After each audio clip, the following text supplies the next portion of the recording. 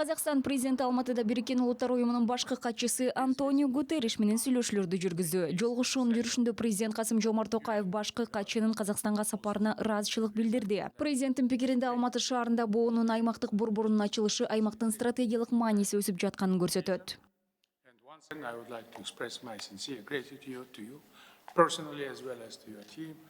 Бул демилгени колдогонуңуз үчүн сизге жана сиздин жамаатыңызга өзүмдүн ошондой эле Казакстан элинин атынан ыраазычылык билдирем. Сиздин өз убагында колго алган жана келечекте ойлогон 10-80 демилгеңизди жогору баалайм. Казакстан уюмду реформалоо жолундагы иш-аракеттериңизди толук колдойт. Буга байланыштуу өлкөбүздүн буунун ишинин негизинде жаткан көп тараптуулук, дипломатия жана кызматташтык принциптерине ар дайым берилгендигин дагы бир жолу ырастайм.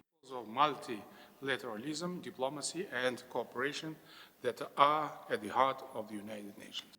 Өз кезегинде Антонио Гутерриш Казакстандын эл аралык кызматташтыкты бекемдөөгө жана туруктуу өнүгүү максаттарын алдыга жылдырууга кошкон салымына өзгөчө токтолду. Kazakhstan is a symbol of peace, is a symbol of dialogue, it's a bridge builder.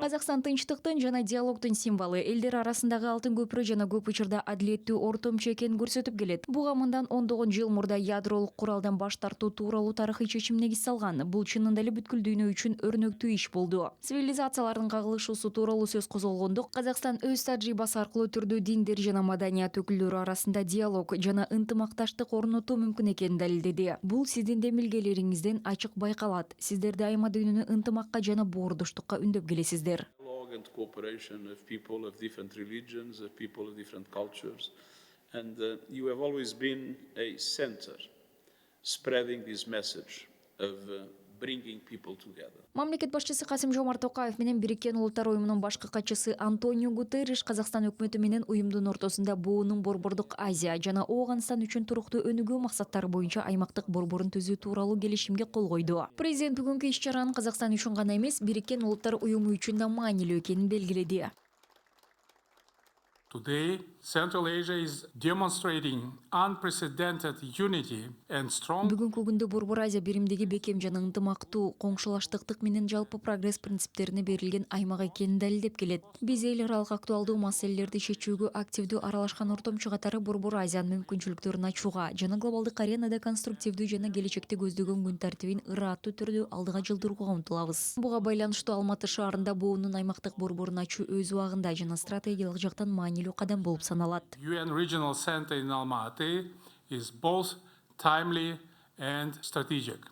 Президент борбордук аймактагы өлкөлөрдүн экономикасынын туруктуулугун жана ылдамдыгын күчөтүүгө, аймактык инновацияны өнүктүрүүгө жана кызматташтыкты тереңдетүүгө багытталган шайкеш аракеттердин катализатору болот деп эсептейт. Антонио Гутерриш өз кезегинде аталган борборду ачуу аркылуу туруктуу өнүгүү максаттарына жетүү жолунда аймак үчүн жаңы доордун башталганын айтты. Аталган борбордук аймактын лидерлеринин ортосундагы бекем байланыштардын ар тараптуу экономикалык интеграцияга кандайча алып келерин көрсөтө турган дарамет бар. Мен президент Токаевдин сарамжалдуу саясатын жана лидерлигин жогору баалайм. Анын демилгелери дүйнөлүк тартипте ролу өсүп келе жаткан Борбордук Азиянын жаңы келбетин калыптандырууга өөлгү түзүүдө.